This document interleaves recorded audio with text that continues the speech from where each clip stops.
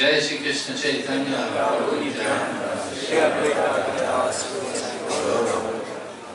Hare Krishna Krishna Krishna Hare Hare Hare Rama Rama Rama Hare Hare. Maybe we can make an announcement. Just an hour and a half ago, it was raining outside. It might start raining any minute. There's a lot of space up here. These devotees here can come up here. Tadi sempat gerimis, jadi Prabunya memperhatikan ada yang di bawah. Di sini masih banyak ruangnya. Tolong Prabu ini bisa naik. Nanti tiba-tiba hujan, kasihan nanti. Ya naik Prabu. Tolong yang di sini bisa memenuhi ruangnya ya. Ayo Prabu bisa masuk.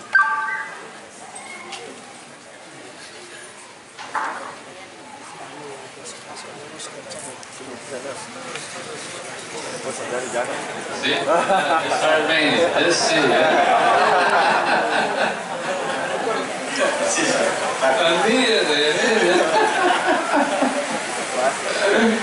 That's funny.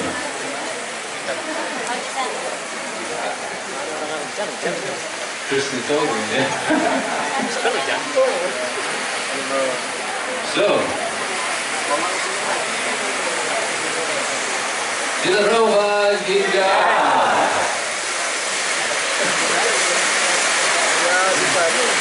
Do you want to hear some good news? Mau dengar berita baik? Wow.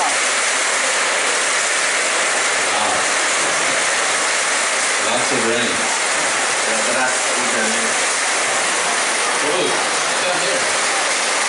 Ya Prabu yang di belakang masuk aja. Di sini lebih dekat, mepet-mepet Prabu. Bisa dipenuhi di ruangannya di sini. Ya mepet-mepet biar lebih hangat. In 2017, in Bali, you did about 8,000 book points. In 2017. Tahun 2017 kita Bali atau Indonesia itu skor bukunya 18.000 buku itu terlaporkan. Last year, 2018, you did over 10,000 book points. Di tahun lalu 2018 itu hampir 10.000 poin untuk Indonesia, untuk Bali. Good increase. Ya itu peningkatannya cukup baik. But more can be done. Tapi lebih banyak lagi bisa kita lakukan. We have a great responsibility. Kita mengemban tanggung jawab besar. Srila Prabhupada, he inherited the mission of spreading Krishna consciousness from his spiritual master. Srila Prabhupada mewarisi misi penyebaran kesadaran Krishna ini dari guru kerohanian beliau. And now we have inherited this mission of spreading Krishna consciousness from Srila Prabhupada. Dan sekarang kita sudah mewarisi misi untuk menyebarluaskan kesadaran Krishna ini dari Srila Prabhupada. So we have this responsibility. Karena itu kita punya tanggung jawab ini. And this movement, actually, we have a mission in this movement, Sarva Sukhino Bhavantu. This means that our mission is to see that everyone becomes happy.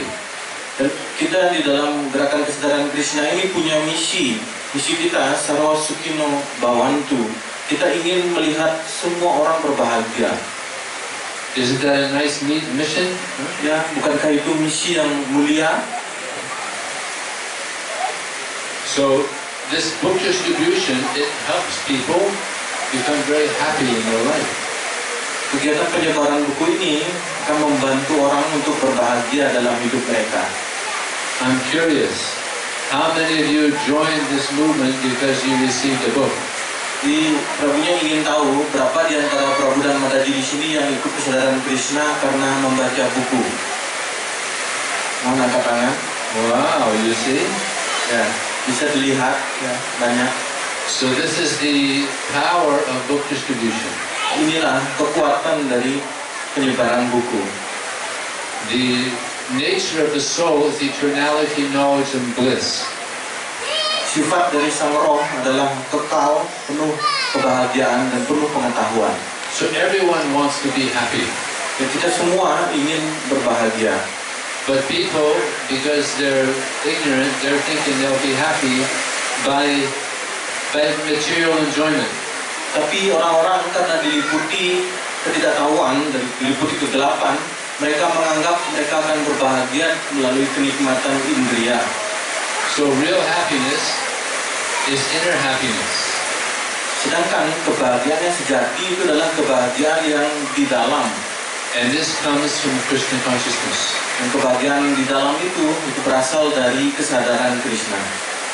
I'll tell you a nice story. You want to hear a nice story? Mau dengar cerita yang menarik? Aku akan sampaikan sebuah cerita. In America we have something called Motel Gita. Di Amerika ada program yang disebut Motel Gita. We distribute hundreds of thousands of Bhagavad Gitas in hotels all over America. Penyembah di sana menyebarkan ratusan ribu Bhagavad Gita ke hotel-hotel di Amerika. So one devotee went to a hotel owner and he asked if he could put Bhagavad Gitas in his rooms. Ada seorang penyembah yang mendatangi pemilik sebuah hotel dan dia bertanya boleh nggak dia menaruh buku-buku Bhagavad Gita di kamar-kamar hotelnya. He was an Indian man. Di pemilik hotel itu orang India. But he told the devotee, these are Americans coming to my hotel. Why would they want to read the Bhagavad Gita? Pemilik hotel itu mengatakan yang menginap di hotel saya ini orang-orang Amerika begitu. Mana mungkin mereka akan mengambil Bhagavad Gita? So the devotee said, no, you don't know. A lot of Americans are interested in this spirituality coming from India. Tapi penyembah ini mengatakan, oh tidak begitu. Ada banyak sekali orang Amerika yang tertarik dengan spiritualitas yang berasal dari India. So he had a hotel with about 100 rooms. And he said, all right, give me 10 books. I'll just take 10 and see how it goes. Orang ini dia punya hotel yang berisi sekitar 100 kamar gitu. Dan dia mengatakan, dia kasih saya 10 saja dulu gitu. Saya beli 10 Bhagavad Gita. So he put 10 Gitas in his 10 rooms there.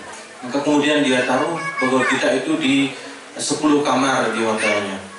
3 days later, 3 hari kemudian, one person who was in his motel room, he came to him and he said, you know, I came to your motel here to commit suicide. But in your room, you had this book, Bhagavad Gita. I read that book, and now I've decided to live, because now I've become so happy reading this Bhagavad Gita. 3 hari kemudian, setelah dia menaruh buku itu, ada tamunya yang menginap di hotelnya itu, dia melapor gitu. Kamu tahu, saya menginap ke hotelmu ini sudah memutuskan untuk bunuh diri gitu. Tapi di kamar hotelmu ini, saya menemukan Bhagavad Gita. Kemudian saya baca ini, dan sekarang saya memutuskan untuk melanjutkan hidup saya. Haribol. So this is the power of book distribution. Ya, itulah kekuatan dari penyebaran buku. People find out who they are. Orang bisa menemukan jati diri mereka. That they're spirit soul. Bahwa mereka adalah roh spirit. People don't know who they are. Karena orang tidak tahu siapa diri sejati mereka. They think they're this material body. Mereka mengira badan inilah diri mereka. Quite often when I distribute books, I tell them, you know, this book will help you to understand that you can't die. Sering dalam penyebaran buku itu saya menyampaikan kepada orang-orang, buku ini bisa menjelaskan kepada Anda bahwa Anda sebenarnya tidak bisa mati. Nothing can kill you. Tidak ada sesuatu pun yang bisa membunuh Anda. Even the most powerful nitrogen bomb can't kill her. Bahkan senjata nitrogen yang paling hebat pun itu tidak bisa membunuh Anda. People like to hear that. Orang senang ya mendengar kata-kata seperti itu, penjelasan seperti itu. But they don't hear it. They don't hear it anywhere else. Karena mereka tidak mendengar ada penjelasan begitu dari orang lain. We have such valuable knowledge. Ya, sebegitu berharganya pengetahuan yang kita punya ini. So much information about the soul. Begitu banyak informasi atau penjelasan tentang sang roh. Srila Prabhupada was speaking about this, and he said just like these glasses here. These glasses they don't see. Seperti Srila Prabhupada menjelaskan begitu. Seperti kacamata ini dia tidak bisa melihat. He said the eyes are seen through the glasses. Mata melihat melalui kacamata. But you take it back another step, and it's not the eyes that are seen, but it's the soul seen through the eyes. Tapi kalau kita lebih dalam lagi melihat, bukan mata sebenarnya yang melihat, tapi sang roh yang ada di dalam itu yang melihat melalui mata. We can only see because we, the soul, are within the body. Kita hanya bisa melihat itu karena ada sang roh yang ada di dalam badan. And what does Krishna say? Nijayate riyate bhakti. For the soul there is neither birth nor death, nor having once been does he ever cease to be. Seperti Krishna bersabda dalam Bhagavad Gita, bagi sang roh itu tidak ada kematian, sekali dia ada, dia akan tetap ada untuk selamanya. So we want to help people understand how to become satisfied in life. Kita ingin membantu orang, memberitahu bagaimana caranya untuk berbahagia dalam hidup ini. These books are the instruction guides for human society. Buku ini bisa dikatakan sebagai buku penuntun dalam masyarakat manusia. One time Srila Prabhupada was with one disciple, and Prabhupada asked this disciple to read from the Krishna book. Suatu ketika Srila Prabhupada bersama seorang murid beliau, dan beliau meminta muridnya ini untuk membacakan dari buku Krishna book. So the devotee asked Prabhupada, where do you want me to read from? Di penyembah ini, murid ini bertanya kepada Srila Prabhupada, Anda ingin saya membaca bagian yang mana? And Prabhupada said, you could read from anywhere, because wherever you read, it's going to be sweet. Just like a sweet ball. Wherever you bite into a sweet ball, it's going to be sweet. Prabhupada menjawab begitu, ya dimanapun engkau buka halamannya itu akan manis. Seperti kalau makan manisan, gitu, ada bola manisan itu, dari sisi mana saja makan manisan itu tetap rasanya manis. So we're not distributing books. We're distributing sweet balls. Jadi kita sebenarnya bukan menyebarkan buku, kita menyebarkan manisan ini yang memberi kemanisan. These books are so sweet. Buku ini manis sekali. Prabhupada says in one purport that Bhagavad Gita is the most beautiful thing in the world.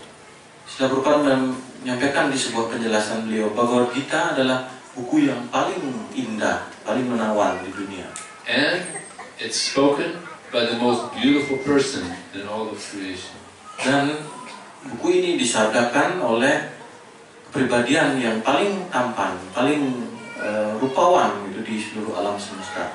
And if people read these books, they become beautiful. Dan bagi siapapun yang membaca buku ini, mereka pun menjadi menawan. Just like all of you are so beautiful. Seperti Prabhu dan Mataji di sini semua kelihatan rupawan. So this is the desire of Srila Prabhupada. Nah, inilah keinginan Srila Prabhupada. He asked one disciple, what is it that Krishna wants? Pernah Prabhupada bertanya kepada seorang murid beliau, apa yang sesungguhnya diinginkan oleh Krishna?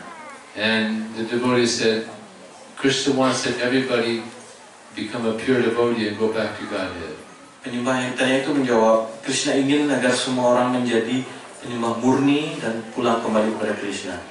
And Prabhupada said, yes, thank you very much. Prabhupada menjawab, iya, benar, terima kasih banyak. This is what Krishna wants. Itulah yang diinginkan oleh Krishna.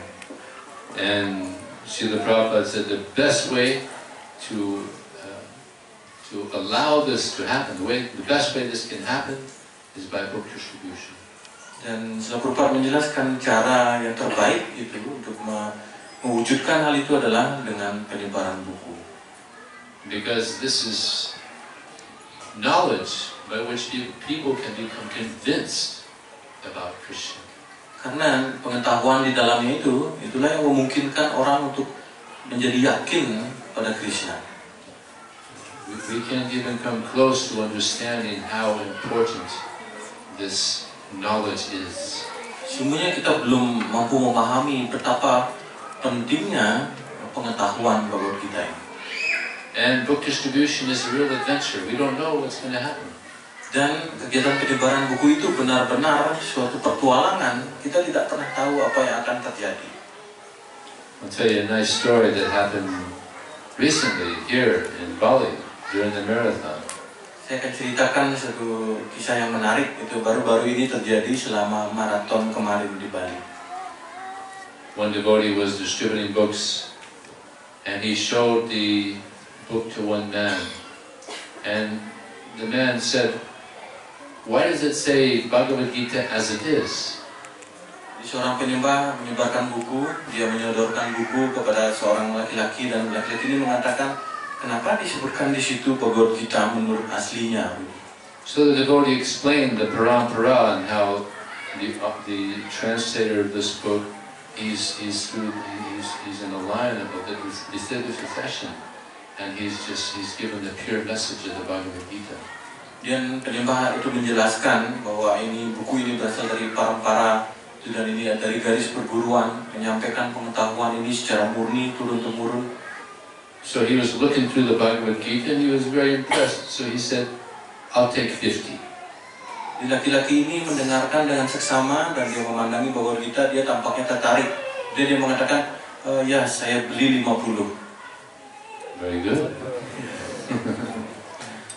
Then he got his, they exchanged phone numbers and stuff, and then 2 weeks later, he called him, he said, "Give me 50 more, I'll take 50 more Bhagavad Gita." Jadi pada saat itu dia beli 50 dan kemudian bertukar nomor HP, dan 2 minggu kemudian nelpon lagi dia kepada penyembah itu, saya beli lagi 50. That was Samudra Sen. Penyembah itu Prabu Samudra.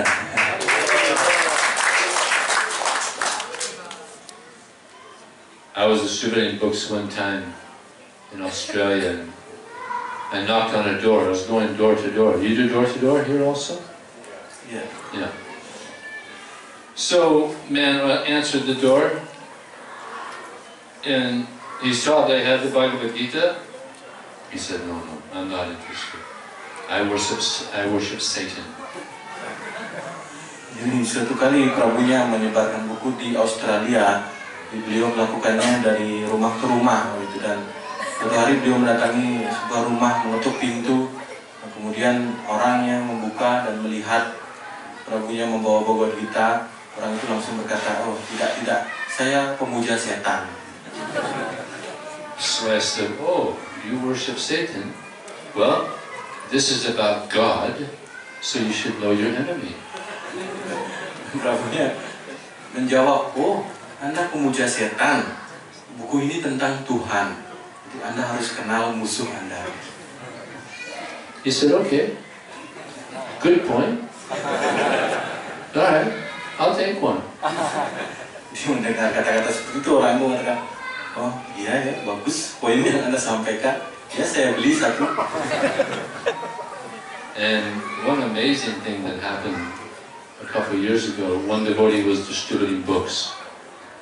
And he approached a group of young men, maybe about 5 young men.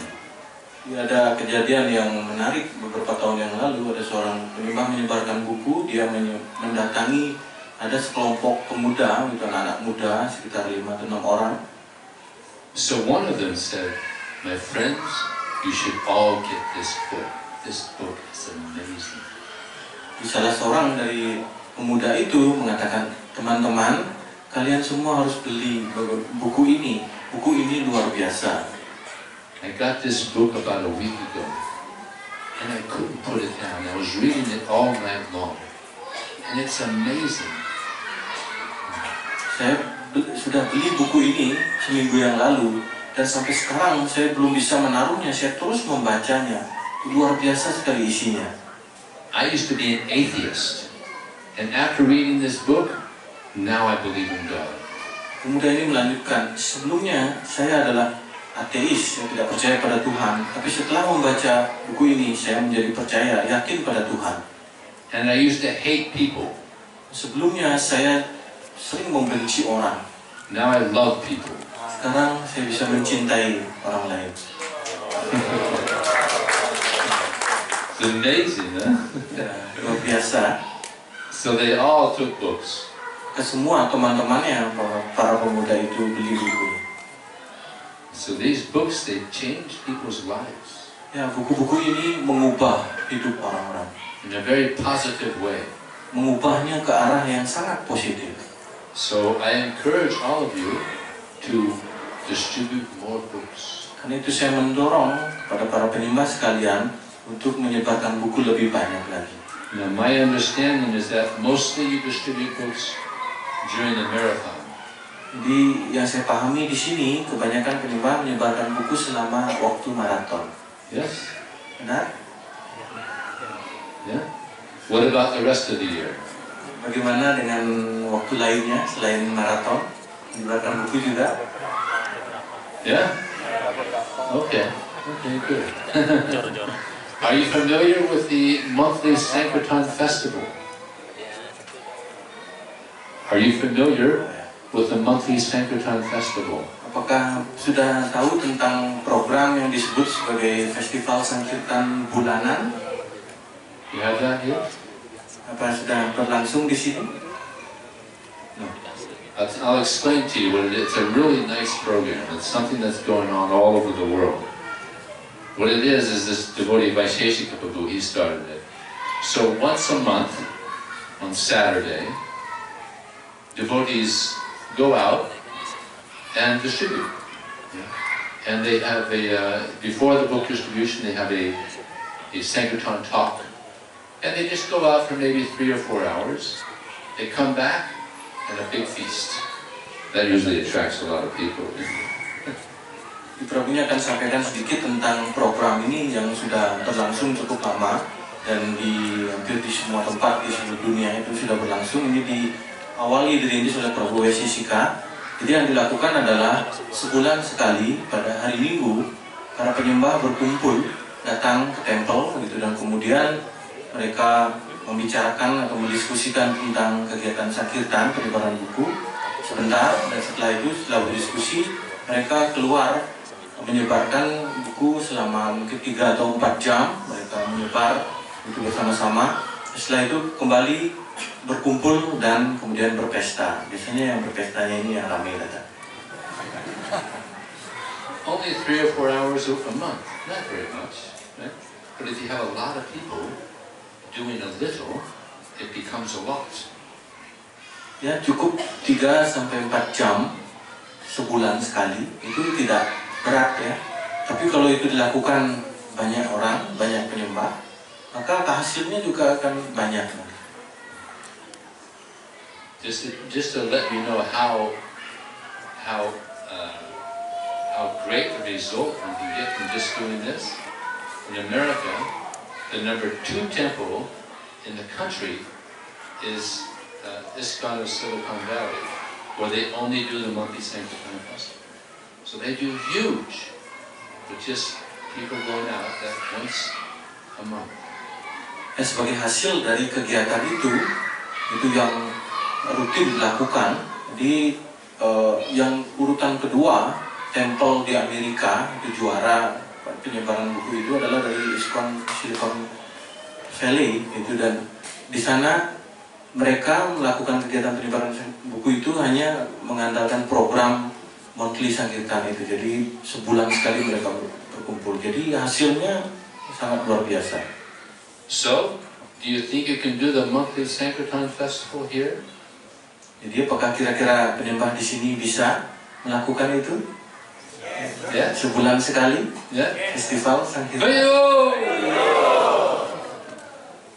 Be very auspicious because it's very inspiring for your devotional life. Akan sangat muncul, sangat bertuah karena akan memberi inspirasi yang luar biasa untuk kehidupan bakti kita. Jadi kalau rutin bisa. And thousands of more people in Bali will get Prabhupada's books. Dan akan semakin banyak lagi, ribuan orang Bali ini akan bisa menerima buku-buku Srila Prabhupada. And your spiritual family will grow. Dan keluarga rohani kita ini akan bertumbuh. Then you have to build more temples. Dan sehingga nantinya harus didirikan lebih banyak tempel lagi.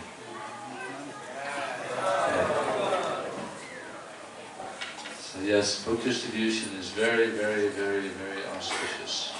Ya, jadi penyebaran buku ini kegiatan yang sangat-sangat bertuah, sangat mujur. And I'll tell you one more. You want to hear one more story? Mau dengar satu cerita lagi? Some devotees were traveling Sankirtan. Ada beberapa penyembah yang keliling, jadi ada traveling Sankirtan keliling. In India. Melakukannya di India. And one devotee, he went to one building there, and there was some people were having a business meeting, maybe about 10 people. Jadi ada seorang penyembah yang ke perkantoran gitu, dan dia masuk ke sebuah gedung gitu, dan di sana ada orang-orang yang sedang melakukan meeting atau pertemuan sekitar 10 orang. So this devotee, he had a stack of Bhagavad Gitas. Penyembah ini dia membawa setumpuk Bhagavad Gita gitu, berkeliling. So when he walked in, he said, "Oh, excuse me, I didn't know you were having a meeting." But then the chairman said, "No, please give each of my colleagues a Bhagavad Gita, and I'll cover the cost." Dia masuk ke ruangan itu, ke gedung itu, dan kemudian, oh maaf, saya tidak tahu kalau di sini sedang ada rapat gitu. Kemudian pemimpin rapat itu, oh tidak apa-apa. Jadi saya ingin Anda membagikan buku Anda kepada semua teman-teman saya ini. Saya akan bayar untuk mereka. So the devotee was very happy. Penyembah itu senang sekali ya. So then he said the meeting was just ending. So the devotee asked this chairman, "Why are you so inspired to give all your colleagues the Bhagavad Gita? Why is that?" Kemudian setelah rapat itu berakhir, dan penyembah ini masih menunggu di sana, dan bertanya kepada yang pemimpin rapat itu, dan mengatakan, mengapa Anda begitu terinspirasi untuk memberikan Bhagavad Gita ini kepada teman-teman Anda? He said, "Well, I'll tell you what happened to me." Kemudian orang ini mengatakan, saya akan ceritakan apa yang sudah terjadi pada diri saya. He said, "I was a happily married man, 2 children, wife. Then at one point, my wife just changed, and she was shouting at me and using vulgar language towards me. And then my children, they heard her speaking to me like this, and they also started speaking to me like this, and it just became horrific." Dan dia menceritakan, saya adalah keluarga yang bahagia, ya. Saya punya istri dan anak 2 gitu, dan hidup kami baik-baik saja. Tapi sampai suatu hari istri saya mengalami perubahan. Tiba-tiba saja sikapnya itu menjadi kasar, dia berkata-kata kasar gitu, dan melihat saya di kata-kata kasar seperti itu, anak-anak juga meniru, mereka juga bersikap kasar, dan keadaan menjadi buruk sekali di rumah. So it was going on and on and on and like this, and I was like, my God, what's going on? So then I started drinking. Keadaan itu berlangsung terus-menerus gitu, cukup lama, dan saya bingung apa yang sedang terjadi ini, dan mulailah kemudian saya mabuk-mabukan. And I became an alcoholic. Maka setelah itu saya kemudian menjadi pecandu alkohol. So my life was just miserable. Maka hidup saya menjadi rusak, menjadi kacau. And I was just thinking, I can't live like this. Kemudian saya berpikir, saya tidak bisa terus hidup seperti ini. So I was going to commit suicide. saya bunuh diri saja. I had some poison, but then I just happened to glance up and I saw the Bhagavad Gita in my bookshelf. Saya sudah siap untuk bunuh diri, memegang racun gitu yang mau hendak saya minum. Kemudian saya memandang ke rak buku, di sana saya melihat ada buku Bhagavad Gita. So I pulled it down. Dan saya turunkan buku itu, saya ambil and I started reading. Dan mulai membacanya. And just by reading the first paragraph, I felt such relief. Cukup saya membaca paragraf pertama dari buku itu, saya langsung merasa lega. So I kept reading. Terus saya melanjutkan membaca and reading. I read the whole book in 5 days. Sampai akhirnya habis saya baca buku itu dalam 5 hari. And when I finished reading the Bhagavad Gita, I felt so happy. Dan begitu selesai membaca Bhagavad Gita ini, saya merasa bahagia sekali. So I went home and I showed my wife Bhagavad Gita. I was explaining it to her. Dan saya pulang dan memperlihatkan Bhagavad Gita ini kepada istri saya, menjelaskan kepadanya. And somehow she also got inspired by it. Dan entah bagaimana istri saya juga terinspirasi. And she apologized for how she was treating me, and we became a happy family. Dan istri saya kemudian minta maaf karena selama ini memperlakukan saya seperti itu, dan kemudian keluarga kami kembali bahagia. And now we're all devotees. Dan sekarang kami semua sudah menjadi penyembah. You want to hear another one? Mau dengar satu cerita lagi? This is the last one. Yang terakhir ya. This is an amazing one. This is one person, one young man from Estonia. He was a criminal, and he was on the wanted list. The police were looking for him. Ada seorang pemuda, dia berasal dari Estonia, negara Estonia. Dia jadi buronan, ya, jadi daftar buronan, dicari polisi. So he decided the best thing for me to do, leave the country. Dia berpikir yang terbaik untuk saya adalah meninggalkan negara saya. So he went traveling around Europe. Maka dia kemudian keliling di Eropa. And in his travels, he got on a spiritual quest. Dan dalam perjalanan dia berkeliling itu, dia juga melakukan pencarian. Dia ingin memahami tentang hal-hal spiritual. And he wanted to know about God and about the soul and spiritual life. And he was talking to a lot of people about it. And some people kept on saying, you know, you should go to India. That's where you'll find out so much. Jadi dia ingin tahu tentang Tuhan, tentang Sang Roh, gitu, dan tentang kehidupan spiritual.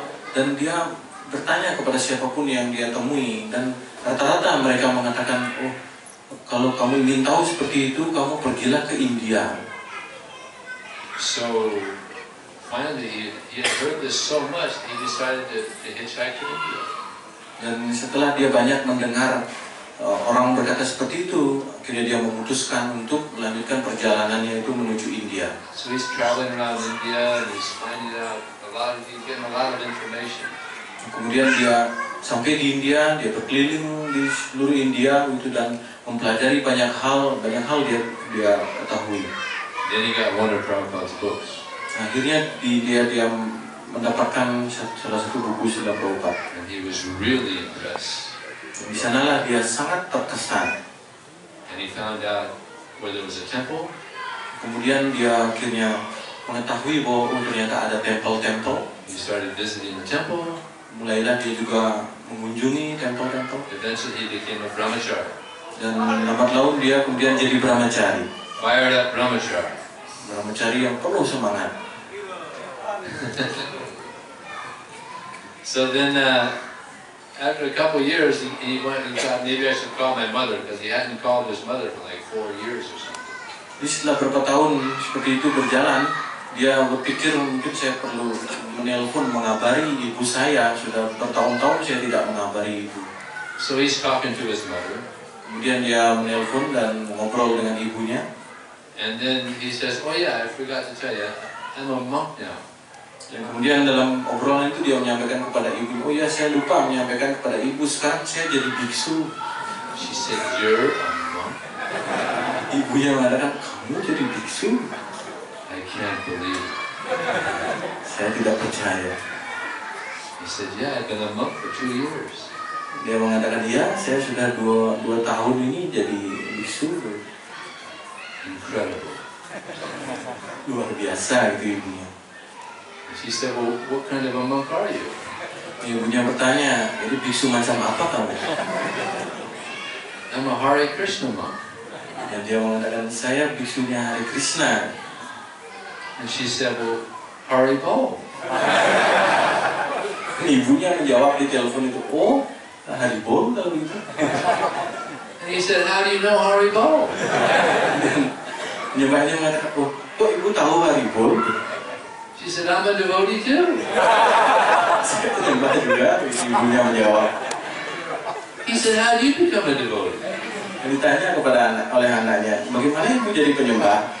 One devotee was going door to door and he showed me the Bhagavad Gita and I liked it, I bought it, I read it, nice.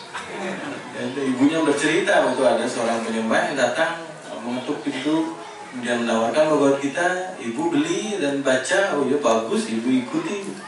So then I started visiting the temple. Dan ibu mulai kemudian mengunjungi tempel. I'm initiated. Ibu sudah didiksa. And he was still a bhakta. Dan anaknya masih bhakta. So they were both very surprised. Mereka terheran-heran berdua. So, you want to hear one more story? Ini satu lagi cerita. It's a Sankirtan party, you know. Ya, ini festival Sankirtan, kita dengarkan kisah-kisah Sankirtan. I was distributing books in Miami Airport. Suatu kali Prabunya menyebarkan buku di bandara di Miami. And I approached this family. Saya mendatangi satu keluarga. Little girl about 10 years old, father and mother. Jadi ada anak gadis itu yang sudah 10 tahun bersama ayah ibunya. And the lady, she really wanted the book. Di sang ibu tampaknya itu sangat ingin mendapatkan buku. But the man, he wasn't very interested. Tapi sang suami itu tidak terlalu tertarik. But she didn't have any money. Tapi sang ibu itu dia tampaknya tidak pegang uang. So she told her husband, "Buy this book for me." Dan kemudian dia menyampaikan kepada suaminya, tolong belikan saya buku ini. "Nah, you're not going to read it. Come on." Dan suaminya berkata, oh kamu tidak akan baca buku ini. No, I want to read the book. Buy the book for me. Enggak, saya akan baca, tolong belikan saya buku ini. Nah, it's just going to sit on the shelf. You're not going to read it. Nanti akan kamu taruh saja di lemari begitu, kamu tidak akan baca. Oh, come on. Buy the book for me. Ayolah, belikan saya buku ini. Nah, come on. Sudahlah. So she got angry and walked away. Dan sang istri itu marah dan kemudian dia. And the little girl looked up at her father and said, "Daddy, I hate you." Dan anaknya, anak gadisnya memandang ayahnya begitu, melihat ibunya pergi begitu. Ayah, saya benci ayah. So then he reached in his pocket and he pulled out $10 and gave it to her. Kemudian sang ayah merogoh kantongnya begitu dan mengeluarkan $10 memberikan kepada Prabu. So then the little girl grabbed the book from me and she's running down the aisle. "Mommy, Mommy, I got the book, I got the book." Dan anak gadis itu langsung mengambil buku dari tangan Prabunya dan lari mengejar ibunya. Oh ibu, bukunya saya dapatkan. I hope that didn't cause a divorce, right?